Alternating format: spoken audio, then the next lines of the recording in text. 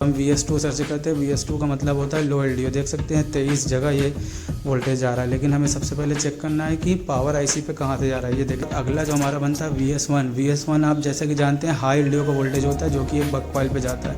तो ये देखिए VS1 जैसे ही मैंने सर्च किया तो यहाँ से ये देखिए निकल रहा है, ये PL 2005 एक बक कॉइल है, वहाँ पर ये वोल्टेज निकल रहा है। फिर इसका भी फीडबैक CPU से वापस पावर IC को आता है। तो जब हमने इसको यहाँ पर सर्च किया, अभी मैं इसको कॉपी करके पेस्ट कर रहा हूँ, ये देखिए ये एक बक कॉइल यहाँ पे शो हो रहा है, ये हाई LDO का वोल्टेज है। उसके बाद एक 5वें नंबर की कॉइल होती है जिसका वर्क होता है हाई LDO बनाना है। ये कॉइल, ये जो 5वें नंबर की कॉइल है इसका काम होता है हाई LDO बनाना, और इसमें हाई LDO 2.0.5 वोल्ट बनता है। फ्रेंड हम पावर की स्विच करेंगे।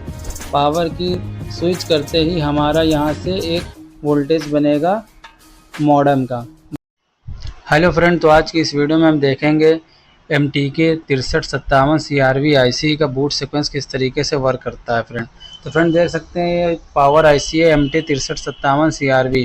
तो सर एक IC और आती है MT 6357 MRV। तो फ्रेंड इस तरीके से जो दो IC जो है इनका बूट सीक्वेंस किस तरीके से वर्क करता है इस वीडियो में मैं बताऊंगा। तो फ्रेंड इस वीडियो की हेल्प से अगर आप बूट सीक्वेंस जान गए MTK का, तो आप कोई भी मॉडल हो, किसी भी कंपनी का फ़ोन हो, उसका बूट सीक्वेंस अगर आपको पता है तो आप प्रॉपर किसी भी फ़ोन को डेड फ़ोन को रिपेयर कर लेंगे। तो आपको इस वीडियो में पूरी जानकारी दी जाएगी किस तरीके से आपको MTK 6357 CRV का बूट सीक्वेंस की हेल्प से किस तरीके से डेड फ़ोन को रिपेयर करना है। तो चलिए फ्रेंड्स शुरू करते हैं। तो फ्रेंड्स जैसा कि आप जानते हैं कि बैटरी कनेक्टर जैसे ही हम इंसर्ट करते हैं फ़ोन में तो वोल्टेज कई जगह पास होता है। तो हम इस वीडियो में जानकारी देंगे कि किस तरीके से आपको चेक करना है कि कहाँ कहाँ वोल्टेज जाता है। तो फ्रेंड सबसे पहले देख सकते हैं ये हमारा बैटरी कनेक्टर लगा हुआ है। तो बैटरी कनेक्टर से फ्रेंड इसमें VBAT की सप्लाई यहाँ से निकलती है। VBAT की सप्लाई सबसे पहले जब निकलती है तो वो 3.7 से लेकर 4.2 तक होती है, जो कि DC to DC IC में जाती है।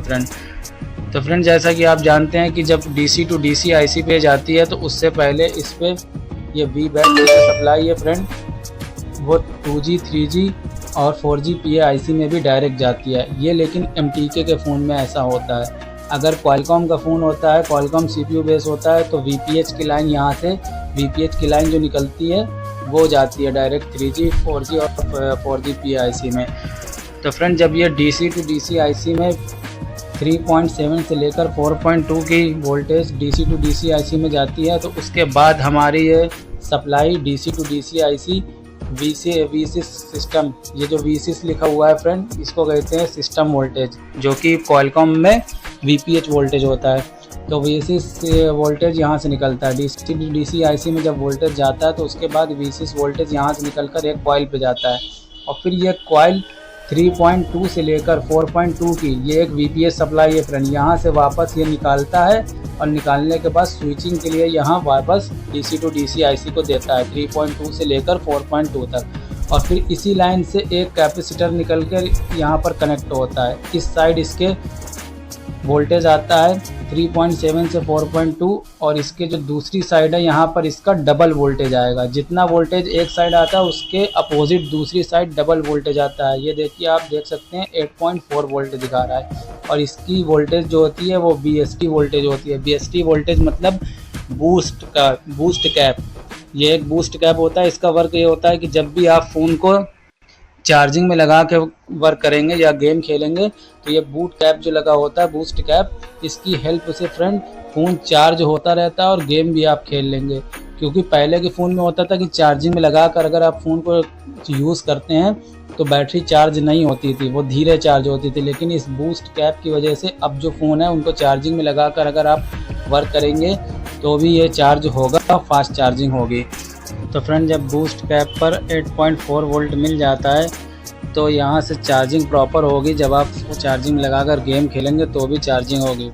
फ्रेंड अगर ये बूस्ट कैप ख़राब हो जाता है या शॉर्ट हो जाता है किसी वजह से तो फ़ोन पूरी तरीके से डेड हो जाएगा। तो फ्रेंड हम अभी आगे वीडियो में बताएंगे कि स्कीमेटिक डायग्राम में हमें किस तरीके से बूस्ट कैप को फाइंड करना है कि ये कहाँ पर लगा होता है। ये DC to DC IC के पास लगा होता है, तो अभी हम बताएंगे किस तरीके से इसको फाइंड करना होता है। और इसमें आपको कभी भी फ़ोन जब भी डेड आएगा तो आप जब इसमें वोल्टेज चेक करेंगे तो एक साइड पे 4.2 वोल्टेज आएगा। इसमें 4.2 वोल्टेज एक साइड में आएगा इस साइड, और एक साइड इसमें 8.4 वोल्ट, यानी डबल वोल्टेज आएगा। जितना भी इसमें वोल्टेज होगा 3.7 या 4.2 तक। तो उसका डबल आएगा। अगर ये शॉर्ट होता है तो फ़ोन आपका डेड हो जाएगा। तो फ्रेंड यहाँ तक अगर आपको समझ में आ गया हो तो वीडियो को लाइक करिएगा, चैनल को सब्सक्राइब करिएगा। फिर उसके बाद ये जो VPH यानी वी सिस्टम वोल्ट जो है, VCS वोल्ट जो है, यहाँ से निकल कर डायरेक्ट इसमें पावर IC में जाएगा, मेन पावर IC में। तो मेन पावर IC में जब ये जाएगा तो ये वोल्टेज होता है 3.2 से लेकर 4.2 वोल्ट। फिर उसके बाद जैसे ही ये पावर IC में जाएगा तो पावर IC स्विचिंग करेगी। जब पावर IC स्विचिंग करेगी तो यहाँ से एक वोल्टेज निकालेगी डायरेक्ट पावर की के लिए। पावर की पे डायरेक्ट जब ये बैटरी आप लगाएंगे और ये पावर IC पे वोल्टेज जाएगा वी सिस्टम वोल्टेज, तो यहाँ से ये पावर की पे 3.2 से लेकर 4.2 वोल्ट डायरेक्ट दे देगा, बिना कोई चीज़ के डायरेक्ट ये वोल्टेज आ जाएगा इस पर। फिर उसके बाद जब ये वोल्टेज आ जाएगा तो उसके बाद पावर IC बिना फ़ोन को स्विचिंग करे वी रेफ जो लिखा हुआ है वी रेफ्रेश जो है उसका वोल्टेज निकालेगी। वी रेफ्रेश होता है, ये वी रेफ्रेश का वोल्टेज जो निकलेगा यहाँ से 1.2 वोल्टेज निकलेगा। तो फ्रेंड ये एक कैपेसिटर होता है, अगर ये भी शॉर्ट हो जाता है तो फ़ोन हमारा पूरी तरीके से डेड हो जाएगा। तो इसको भी हमें डायरेक्ट चेक करना होता है। अभी हम आगे बताएंगे कि डायग्राम में, स्कीमेटिक डायग्राम में किस तरीके से इसको फाइंड करना है फ्रेंड। फिर उसके बाद एक वोल्टेज और बनेगा VRTC वोल्टेज, देख सकते हैं ये बनेगा 2.8 वोल्टेज, और जिसके बगल में भी एक कैपेसिटर लगा होता है, पावर IC के बगल में एक कैपेसिटर लगा होता है। तो यहाँ पर भी आपको 2.8 वोल्टेज चेक करना होता है। अगर ये कैपेसिटर भी शॉर्ट हो जाता है तो फ़ोन पूरी तरीके से डेड हो जाएगा। फिर उसके बाद फ्रेंड आप इतना तो आप समझ गए होंगे। तो फ्रेंड ये जितने वोल्टेज मैंने अभी बताए हैं फ्रेंड, ये बिना फ़ोन को ऑन किए डायरेक्ट वोल्टेज बन जाते हैं मीडियाटेक के 6357 CRB और MRB CPU पे, मतलब पावर IC में, CPU या पावर IC जो भी कहें। तो फ्रेंड क्वालकॉम में ऐसा नहीं होता, क्वालकॉम में स्विचिंग के बाद कई वोल्टेज बनते हैं, लेकिन इसमें जो है डायरेक्ट ये इतने वोल्टेज जो अभी मैंने बताए हैं ये डायरेक्ट बन जाते हैं बैटरी को इंसर्ट करते ही। अब उसके बाद अभी हम आगे बताएंगे कि जब हम पावर की पे स्विचिंग करते हैं यानी पावर की शॉर्ट करते हैं तो किस तरीके से और वोल्टेज इसमें बनते हैं और किस तरीके से फ़ोन हमारा ऑन होता है। तो वीडियो में फ्रेंड बने रहिएगा, लास्ट तक देखिएगा। अभी हम स्कीमेटिक डायग्राम में इसको फाइंड करने का तरीका ही बताएंगे, वीडियो को लास्ट तक देखिएगा फ्रेंड। तो फ्रेंड अब आगे का डायग्राम हम देख लेते हैं किस तरीके से बूट सीक्वेंस काम करता है। तो फ्रेंड यहाँ तक हमने देख लिया था VRTC तक वोल्टेज बनता है 2.8। अब उसके आगे फ्रेंड देखते हैं जब हम पावर की स्विच करेंगे, पावर की स्विच करते ही हमारा यहाँ से एक वोल्टेज बनेगा मॉडम का। मॉडम एक तरीके से हमारा ये नेटवर्किंग के लिए होता है मॉडम। तो फ्रेंड यहाँ से ये बनेगा 0.6 से लेकर 1.2 वोल्टेज। तो फ्रेंड आप देख सकते हैं इस तरीके की मीडियाटेक की IC दिखेगी, उसके आसपास देख सकते हैं 5 कॉइल लगे हुए हैं। तो इस तरीके से आप जब पावर IC देखेंगे तो आसपास इस तरीके के इतने सारे कॉइल होंगे, तब आप उसको फाइंड कर लीजिएगा कि बक वोल्टेज बन रहा है या नहीं। तो फ्रेंड इसी तरीके से आप फाइंड कर सकते हैं, और बाकी CPU भी इस तरीके से वर्क करते हैं। हम और वीडियो इसी तरह की बनाएंगे। तो फ्रेंड ज़रूर से वीडियो को लाइक करिएगा। ओके, चलिए शुरू करते हैं आगे। जैसा कि आप देख सकते हैं तो ये एक हम लोगों का बक कॉइल होता है, यहाँ पर दोनों साइड पर 6.2 से लेकर 1.2 वोल्टेज बनता है फ्रेंड। तो फिर यहाँ से ये जो है यहाँ से एक ये जो वोल्टेज आएगा ये CPU पे आएगा फ्रेंड, और जब ये CPU पे वोल्टेज आता है फ्रेंड तो CPU एक फीडबैक वोल्टेज देता है। जैसे ही ये CPU पे वोल्टेज आएगा 0.6 से लेकर 1.2 वोल्ट, तो CPU फीडबैक के लिए यहाँ से वापस पावर IC को एक 0.6 1.2 का फीडबैक देगा, ये बताने के लिए कि पावर IC से जो वोल्टेज CPU को मिली हैं वो प्रॉपर एक्चुअल जो वोल्टेज उसको चाहिए वो प्रॉपर मिल गए हैं। फिर उसके बाद इसी तरीके से एक VPROC यानी प्रोसेसर का एक वोल्टेज होता है VPROC, ये निकलेगा यहाँ से बक कॉइल से 0.6 से लेकर 1.2, और ये डायरेक्ट आएगा CPU पे। और फिर यहाँ से भी फ्रेंड CPU एक फीडबैक के रूप में मीडियाटेक के जो IC होती है पावर IC उसको वापस से देगा। और फिर एक वोल्टेज बनता है VPA वोल्टेज। तो फ्रेंड आप इसके नाम से ही जान सकते हैं जो बक कॉइल होता है VPA, ये एक नेटवर्किंग 4G IC के लिए जाता है 1.8 से लेकर 3.7 वोल्टेज।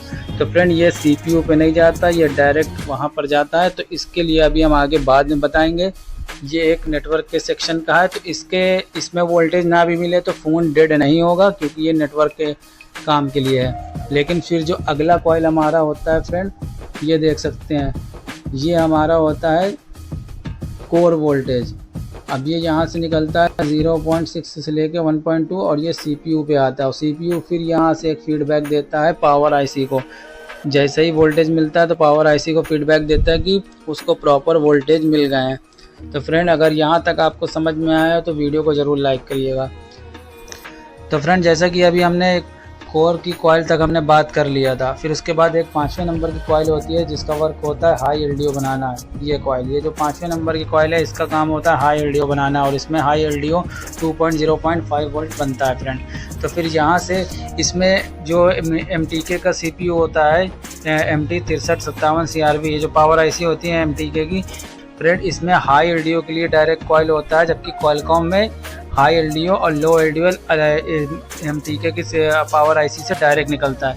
लेकिन इसमें इस तरीके का वर्क नहीं होता, इसमें डायरेक्ट नहीं बनता है बल्कि एक कॉइल लगी होती है हाई LDO के लिए जो 2.05 वोल्ट हाई LDO बनाती है। फिर उसके बाद यही वोल्टेज यहाँ से एक एक्सटर्नल बक कन्वर्टर IC है, एक्सटर्नल बक कन्वर्टर IC पे जाती है फ्रेंड। ये जो एक्सटर्नल बक कन्वर्टर IC होती है इसका काम होता है हाई LDO को लो LDO बनाना और इसका जो हाई LDO का वोल्टेज है यहाँ से जब डायरेक्ट IC में जाता है उसके बाद यही लाइन कन्वर्टर IC में एक आती है और एक्सटर्नल बक कन्वर्टर IC के लिए ये जो V सिस्टम वोल्टेज है यहाँ से आता है और इसमें इनपुट होता है। ये एक VPH वोल्टेज होता है ताकि ये प्रॉपर काम करे और ये स्विचिंग करे। तो यहाँ से जब इसको वोल्टेज मिलता है और हाई LDO मिलता है तो यहाँ से इसका लो LDO का वोल्टेज बनता है 1.3 वोल्टेज और ये एक कॉइल की हेल्प से इसकी IC MT6357 में जाता है जिसका नाम होता है VS2। ये VS2 का मतलब होता है लो LDO और VS1 का मतलब होता है हाई LDO। ये लो LDO के लिए होता है VS2 और हाई LDO के लिए होता है VS1।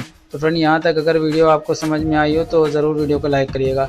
फिर उसके बाद फ्रेंड जब यहाँ तक प्रॉपर वोल्टेज बन जाता है फिर उसके बाद इसका जो लो LDO और इसके जो VPH लाइन है, यही V सिस्टम लाइन जिसको कहते हैं, ये V सिस्टम की लाइन जो होती है, तो यहाँ से फ्रेंड VPH की लाइन जो एक बनती है वो यहाँ से लेकर डायरेक्ट निकल कर आती है। तो फ्रेंड ये जो VPH वोल्टेज होता है जिसको V सिस्टम वोल्टेज कहते हैं यहाँ से निकलते हुए आता है और ये वोल्टेज आते हुए डायरेक्ट इस एक छोटी सी IC होती है जिसको रेगुलेटर IC कहते हैं। ये एक छोटी सी IC होती है, ये रेगुलेटर IC होती है जिसका वर्क होता है ये जो लो LDO हमारा बना हुआ है 1.3 वोल्टेज ये लो LDO बनाता है और यहाँ से 1.2 का लो LDO CPU में जाता है जिसको हम VA12 के नाम से जानते हैं। तो ये एक CPU का एक वोल्टेज होता है जो CPU पे जाता है। इसको आप डायग्राम में जब आप देखेंगे तो VA12 के नाम से शो होगा। अगर VA12 कहीं पर शो होता है तो आप समझ जाइएगा ये CPU के लिए लो LDO 1.2 वोल्टेज की लाइन है। फिर उसके बाद फ्रेंड यहाँ से एक वोल्टेज बनता है रीसेट का। जब ये वोल्टेज यहाँ पर इन होता है 1.2 वोल्ट जब यहाँ पर इन होता है CPU में तो यहाँ से रीसेट की एक लाइन निकल के आती है 1.8 वोल्ट की। रीसेट की लाइन यहाँ से डायरेक्ट इस IC यानी हमारे MT6357 पर जाती है। जब यहाँ पर इसको जाती है तो फिर उसके बाद यहाँ से एक वोल्टेज हमारा वॉचडॉग का बनता है। वॉचडॉग का 1.8 वोल्ट तब बनता है जब ये पूरा प्रोसेस कंप्लीट हो जाता है। जब ये पूरा प्रोसेस कंप्लीट हो जाता है तो हमारे CPU को कमांड मिलता है कि पूरा प्रोसेस कंप्लीट है और यहाँ ये वॉचडॉग तब बनेगा जब पूरा प्रोसेस कंप्लीट हो जाएगा और उसके अलावा हमारे फ़ोन में सॉफ्टवेयर बिल्कुल ओके होगा। जब सॉफ्टवेयर ओके होता है फिर उसके बाद वॉचडॉग का 1.8 वोल्ट यहाँ से आते हुए दोबारा से इस पे जाता है इस IC में फ्रेंड। यहाँ से आते हुए यहाँ से वॉचडॉग का वोल्टेज यहाँ से निकलकर इस IC में जाता है तो हमारी IC पूरी कंप्लीट प्रोसेस को कंप्लीट करती है इस प्रोसेस को, फिर हमारा फ़ोन बूट हो जाता है फ्रेंड। तो फ्रेंड इस तरीके से ये प्रॉपर वर्क करता है फ्रेंड। और अभी हम आगे बताएंगे किस तरीके से हमें स्कीमेटिक डायग्राम में किस तरीके से इसको फाइंड करना होता है कि हमारा कौन सा पार्ट्स कहाँ पर लगा हुआ है, किसको किस तरीके से चेक करना है। अभी हम डायग्राम वगैरह में आपको बताएंगे। तो फ्रेंड हम स्टेप बाय स्टेप बताएंगे कि सबसे पहले इसमें से जो DC वोल्टेज निकल के आता है DC वोल्टेज के लिए, फिर यहाँ से V सिस्टम वोल्टेज निकल के आता है, फिर VRTC, फिर रेफरेंस वोल्टेज जो कहते हैं इसको हम देखेंगे, फिर उसके बाद पावर की। तो इस तरीके से फ्रेंड जो वोल्टेज बनते हैं अभी हम इसको स्कीमेटिक डायग्राम में किसी मॉडल पर चेक करके आपको बताएंगे फ्रेंड। तो फ्रेंड वीडियो अगर अच्छी लगे तो वीडियो को लाइक करिएगा, चैनल को सब्सक्राइब करिएगा। तो फ्रेंड अगर ये आपको पूरा वीडियो अच्छी लगा हो तो हमारी वीडियो को ज़रूर लाइक करिएगा। उसके बाद अभी हम क्वालकॉम की भी और कई सारे CPU की बूट सीक्वेंस की वीडियो लाएंगे फ्रेंड।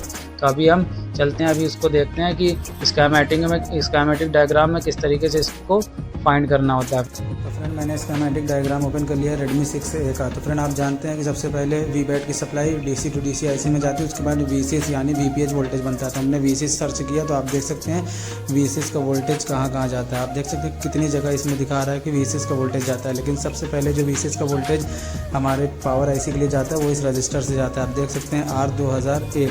तो हमने इसको यहाँ से कॉपी किया स्कीमेटिक से और इधर दूसरी साइड में हमने इसके मदरबोर्ड पे पेस्ट किया। तो आप देख सकते हैं पावर IC के पास एक ये रजिस्टर लगा हुआ है। ये पावर IC के पास नहीं लगा हुआ है, बल्कि एक ये देखिए ये वाला लगा हुआ है। ये कैपेसिटर जो इसमें लगा है, रजिस्टर के आगे जो है कैपेसिटर है, जो हमने अभी कॉपी किया था C2001। पहले रजिस्टर कॉपी किया था, अभी कैपेसिटर कॉपी किया था। ये पावर IC के पास लगा है। तो यहाँ पे आपको VPH वोल्टेज चेक करना है।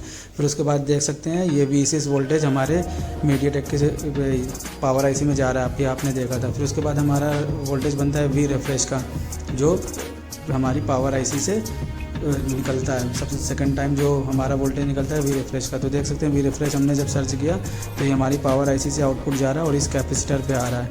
इस कैपेसिटर पे 1.2 वोल्ट V refresh का आता है, 1.2 या 1.8 आता है, वो आप चेक कर लीजिएगा। तो इसको अभी हमने कॉपी किया है फ्रेंड, आप देख सकते हैं। इसको अभी हम कॉपी कर रहे हैं और इसके बाद अभी हम इधर दूसरी साइड पेस्ट करेंगे। तो फ्रेंड इस तरीके से आपको फाइंड करना होता है। ये देखिए मदरबोर्ड पे अब हमने जब पेस्ट किया तो देखिए IC के पास एक कैपेसिटर लगा हुआ है। तो ये V refresh का वोल्टेज होता है, जो कि 1.2 से 1.8 तक ये वोल्टेज मिलता है।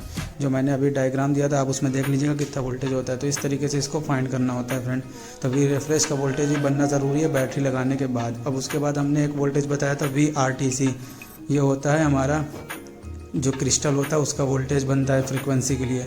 तो अब हम VRTC इधर स्कीमेटिक में सर्च करते हैं। तो VRTC जब हमने सर्च किया तो इसका वोल्टेज आप देख सकते हैं, ये हमारी पावर IC 6357 से आउटपुट इसका निकल रहा है। फिर ये सबसे पहले एक कैपेसिटर पे जाता है, फिर आप देख सकते हैं कहाँ कहाँ पे जाता है। तो सबसे पहले कैपेसिटर पे जाता है, उसके आगे कई सारे रजिस्टर लगे हुए हैं वहाँ पर जाता है। तो पहले हम कैपेसिटर को कॉपी करेंगे, फिर यहाँ पर मदरबोर्ड पर पेस्ट करते हैं। तो फिर मदरबोर्ड पर जब हमने पेस्ट किया तो आप देख सकते हैं C2204 ये कैपेसिटर IC के बगल में लगा हुआ है। तो यहाँ पर हमें वोल्टेज चेक करना है, जो कि VRTC का होता है।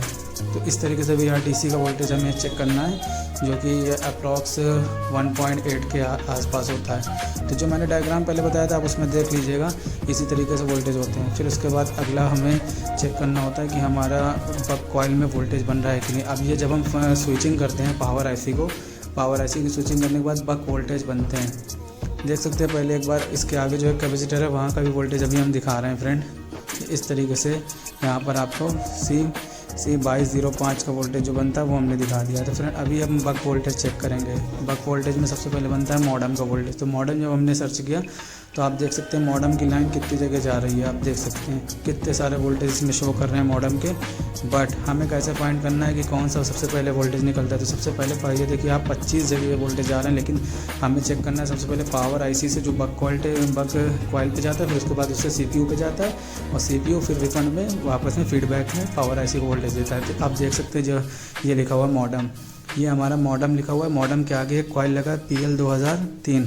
ये मॉडम मतलब जो हमारे मीडियाटेक का एक कॉइल बक कॉइल का जो इसका बक कॉइल का जो एक बना हुआ होता है इसका अलग से डिपार्टमेंट, वहाँ से वोल्टेज निकलता है। PL2003 जो कॉइल है उस पे जाता है। देख सकते हैं मैंने जब इसे मदरबोर्ड पे पेस्ट किया तो आप देख सकते हैं PL2003 कॉइल यहाँ पे मिल गया, जो कि पावर IC के बगल में लगा था। तो यहाँ मॉडम का वोल्टेज बनेगा 0.6 से लेकर 1.2 वोल्ट। फिर देख सकते हैं मॉडम का फीडबैक पावर IC में वापस CPU से आता है। तो ये यहाँ पर लिखा हुआ है। फिर अगला जो हमारा वोल्टेज बनता है फ्रेंड आप देख सकते हैं प्रॉक का बनता है। तो हमने प्रॉक का जब सर्च किया तो इधर देख सकते हैं प्रॉक का डिपार्टमेंट अलग इसमें दिखा रहा है। तो ये देखिए प्रॉक का जो वोल्टेज है यहाँ से निकल रहा है। जैसा कि आप देख सकते हैं प्रॉक का वोल्टेज यहाँ से निकल रहा है। इस कॉइल पे सबसे पहले पावर IC से निकल के CPU पे जा रहा है। तो ये जो फिर यहाँ पर भी फीडबैक आ रहा है आप देख सकते हैं। तो सबसे पहले हम PL2001 कॉपी कर लेते हैं और फिर उसके बाद हम इधर पेस्ट करेंगे मदरबोर्ड की तरफ। फिर इसको हम चेक करेंगे कि ये कॉइल कहाँ पर लगी हुई है। तो फ्रेंड इसी तरीके से बाकी सारे जो अभी हमने बक कॉइल बताए उनके वोल्टेज आप इसी तरीके से स्कीमेटिक में सर्च कर सकते हैं। तो देख सकते हैं ये कॉइल हमको मिल गया पावर IC के बगल में ये लगा हुआ है PL2001। तो इस कॉइल पे बक वोल्टेज बनेगा 1.2 वोल्ट अप्रॉक्स, 0.6 से लेकर 1.2 वोल्ट। तो ये और ये स्टेबल वोल्टेज होते हैं, ये अगर अप डाउन हो रहा है तो पावर आईसी में प्रॉब्लम होती है। फिर उसके बाद इसे सीपीयू से यहाँ फीडबैक मिलता है, जैसा कि अभी मैंने शो किया है। फिर उसके बाद आगे हम देख लेते हैं, ये देखिए कई सारे हमारे बक कॉइल यहाँ पे लगे हुए हैं। ये देखिए 1 2 3 4 5 करीब कॉइल लगे हैं। तो इस तरीके से बाकी वोल्टेज आप चेक कर लीजिएगा, अगर मैं सब बताऊँगा तो बहुत लंबी वीडियो हो जाएगी। फिर उसके बाद ये समझ लीजिए जितने कॉइल के वोल्टेज बन गए हैं इसी तरीके से आपको सर्च करना है। फिर उसके बाद अगला जो हमारा बनता है VS1 आप जैसे कि जानते हैं हाई एलडीओ का वोल्टेज होता है, जो कि एक बक कॉइल पे जाता है। तो ये देखिए VS1 जैसे ही मैंने सर्च किया तो यहाँ से ये देखिए निकल रहा है, ये PL 2005 एक बक कॉइल है, वहाँ पर ये वोल्टेज निकल रहा है। फिर इसका भी फीडबैक CPU से वापस पावर आईसी को आता है। तो जब हमने इसको यहाँ पर सर्च किया, अभी मैं इसको कॉपी करके पेस्ट कर रहा हूँ, ये देखिए ये एक बक कॉइल यहाँ पे शो हो रहा है, ये हाई एलडीओ का वोल्टेज है फ्रेंड। तो हाई एलडीओ का वोल्टेज यहाँ से मिलता है इस बक कॉइल पे, और इस बक कॉइल से यहाँ से कनेक्ट होता है एक्सटर्नल बक कन्वर्टर आईसी पे, और फिर वहाँ से एक VPH का सिग्नल उसको मिलता है जिससे लो एलडीओ बनता है। तो अब हम VS2 सर्च करते हैं। VS2 का मतलब होता है लो एलडीओ, देख सकते हैं 23 जगह ये वोल्टेज जा रहा है। लेकिन हमें सबसे पहले चेक करना है कि पावर आईसी पे कहाँ से जा रहा है। ये देखिए एक्सटर्नल बक कन्वर्टर आईसी से आता है, ये देखिए यहाँ से जो मैंने बताया था। तो VS2 जब हम सर्च करते हैं तो एक्सटर्नल बक कन्वर्टर पे ये जो आईसी लगी है यहाँ पे Vin एक लिखा रहता है, और VPH का वोल्टेज यहाँ से इसमें इंसर्ट होता है फ्रेंड। और आप देख सकते हैं जो यहाँ पर वोल्टेज भी है इनसे VPH वोल्टेज इंसर्ट होता है। फिर उसके बाद यहाँ से इसके बगल में एक कॉइल लगी होती है, जहाँ से ये आउटपुट होकर पावर आईसी पे 1.3 वोल्ट लो एलडीओ बनाकर भेजता है। तो फ्रेंड अभी हम इसको यहाँ पे ये देखिए ये जो कॉइल है यहाँ पर ये लो एलडीओ बनाता है। तो फ्रेंड इसको अभी हम कॉपी करके दिखाते हैं फ्रेंड। तो फ्रेंड इसको सबसे पहले हम कॉपी कर लेते हैं, फिर यहाँ पर इसको पेस्ट करते हैं। तो फ्रेंड ये देखिए ये हमारा लो एलडीओ का वोल्टेज इस कॉइल पर आ रहा है, जैसा कि आप देख सकते हैं। तो इस तरीके से हमें मदरबोर्ड पे एक एक पार्ट्स को फाइंड करना होता है, इसी तरीके से हम फाइंड कर सकते हैं फ्रेंड। तो फ्रेंड वीडियो अच्छी लगी तो वीडियो को ज़रूर लाइक करिएगा। ये देखिए फ्रेंड यहाँ पे वोल्टेज बनाएगा, तो यहाँ पर आपको वोल्टेज लो एलडीओ का 1.3 वोल्ट चेक करना होता है। फिर उसके बाद लो एलडीओ बनने के बाद इसी VPH का 3.2 से 4.2 वोल्ट VPH का और लो एलडीओ का वोल्टेज एक इधर आईसी पे आता है जो छोटी सी होती है। इसका काम होता है रेगुलेटर आईसी। यहाँ से ये 1.3 एलडीओ को 1.2 एलडीओ में कन्वर्ट करके CPU में भेजता है, जिसको VA12 के नाम से हम जानते हैं। तो फ्रेंड ये जो VA12 है ये एक सिग्नल होता है, जब यहाँ से ये वापस CPU से वापस मदरबोर्ड पे देता है, फिर उसके बाद ये रीसेट का वोल्टेज बनाती है। तो फ्रेंड आप देख सकते हैं जब हम VA12 यहाँ पे सर्च करेंगे तो इसका वोल्टेज अभी शो होगा। तो आप देख सकते हैं VA12 हमने सर्च किया तो इसमें एक रेगुलेटर आईसी का वोल्टेज अभी शो करेगा यहाँ से। तो देख सकते हैं ये 8 जगह पर ये वोल्टेज जा रहा है फ्रेंड, लेकिन हमें सबसे पहले फाइंड करना होता है रेगुलेटर से CPU पे कहाँ पे जा रहा है। तो ये देखिए ये रेगुलेटर हमको मिल गया है, जहाँ पे ये देखिए फ्रेंड ये VN जो लिखा है ये हमारा VPH वोल्टेज यहाँ से इन होगा, और फिर उसके बाद यहाँ से आउटपुट बनेगा 1.2 वोल्ट। ये देखिए जो CPU पे जाता है रजिस्टर के थ्रू। तो फ्रेंड ये देखिए ये VCS वोल्टेज इसमें आता है, यहाँ से ये रेगुलेटर जो है रेगुलेटर वर्क करता है, फिर यहाँ से 1.2 वोल्टेज CPU पे जाता है। तो ये देखिए कैपेसिटर से होते हुए जाता है। तो सबसे पहले हम कैपेसिटर को कॉपी करेंगे और मदरबोर्ड पे पेस्ट करके चेक करेंगे कहाँ पर है। ये देखिए फ्रेंड ये कैपेसिटर फाइंड हो गया है। तो इस तरीके से आपको फाइंड करना होता है। ये CPU के बगल में लगा हुआ कैपेसिटर, यहाँ से VA12 यानी 1.2 लो एलडीओ का सिग्नल इस CPU पे आता है। तो ये भी वोल्टेज आपको चेक करना होगा। ये सारी ये सिग्नल वगैरह पावर ऑन होने के बाद वोल्टेज यहाँ पर बनते हैं। जब स्विचिंग हम पावर स्विच शॉर्ट करेंगे, जैसा कि आप जानते हैं VRTC जो है वहाँ तक वोल्टेज बैटरी लगाते बनते हैं, बाकी वोल्टेज बाद में बनते हैं। तो ये रीसेट की लाइन फिर यहाँ से एक्टिवेट होती है। तो रीसेट हम सर्च करते हैं तो ये देखिए फ्रेंड ये एक रीसेट की लाइन जो है पावर आईसी से वापस CPU को मिलती है। और जब CPU को पावर आईसी से मिलती है तो यहाँ से वॉचडॉग की लाइन एक्टिवेट हो जाती है। वॉचडॉग की लाइन एक्टिवेट तभी होगी जब हमारे फ़ोन का सॉफ्टवेयर ओके होगा। तो फ्रेंड देख सकते हैं वॉचडॉग की लाइन इसके नीचे शो हो रही है। तो वॉचडॉग की लाइन जब वॉचडॉग पे सिग्नल मिल जाएगा तो हमारा फ़ोन पूरा का पूरा कम्प्लीटली बूट हो जाएगा। तो इस तरीके से फ्रेंड फ़ोन बूट होता है, जैसा कि मैंने आपको बताया है। तो ये समझ लिए हमें वॉचडॉग की लाइन को सबसे पहले ट्रेस कर लेना। अगर फ़ोन को स्विचिंग कर रहे हैं तो वॉचडॉग का वोल्टेज भी आप देख लें और रीसेट का वोल्टेज भी चेक कर लें। ये देखिए तो अभी आप देख सकते हैं ये अभी यहाँ पर जो यहाँ पे दिखा रहा है रीसेट का वोल्टेज कहाँ पे जाता है। हमने जो देखा ये TP जो इसके पिन होती हैं पॉइंट वहाँ पे जाता है। तो देख सकते हैं पॉइंट को हमने सर्च करके इधर देखा तो आप देख सकते हैं TP37 ये रीसेट का पॉइंट है। यहाँ पर रीसेट के वोल्टेज बनते हैं, आप रीसेट के वोल्टेज चेक कर लें। अगर रीसेट बन रहा है तो इसका मतलब है वॉचडॉग भी फिर बनेगा अगर सॉफ्टवेयर ओके होता है। फिर उसके बाद आप देख सकते हैं वॉचडॉग हमने लिखा, वॉचडॉग का वोल्टेज अगर आपको चेक करना है तो देख सकते हैं ये वॉचडॉग का वोल्टेज जो निकल के आता है ये CPU से आता है। SBS जो लिखा हुआ है IC में ये CPU है। ये देखिए वॉचडॉग का सिग्नल यहाँ से TP पॉइंट पे आता है। TP पॉइंट इसका अभी हम सर्च करते हैं, इसका TP पॉइंट है 0TP44 है। तो हमने यहाँ पे सर्च किया तो देखिए TP44 यहाँ पे हमको फाइंड हो गया। CPU के नीचे साइड ये पॉइंट बना हुआ है। तो यहाँ पे आप वॉचडॉग का वोल्टेज चेक कर लेंगे। तो वॉचडॉग वोल्टेज जैसे ही बनेगा तो हमारा फ़ोन पूरा का पूरा कैलिब्रेट हो जाएगा ऑन होने के लिए। और अगर ये वॉचडॉग वोल्टेज नहीं बनता तो फ़ोन ऑन नहीं होगा। तो इस तरीके से फ्रेंड आपको फाइंड करना होता है। तो फ्रेंड उम्मीद है आपको सारी चीज़ें मैंने क्लियर कर दी। अगर वीडियो अच्छी लगी तो वीडियो को लाइक करिएगा, चैनल को सब्सक्राइब करिएगा। इसी तरीके की और वीडियो लाएंगे।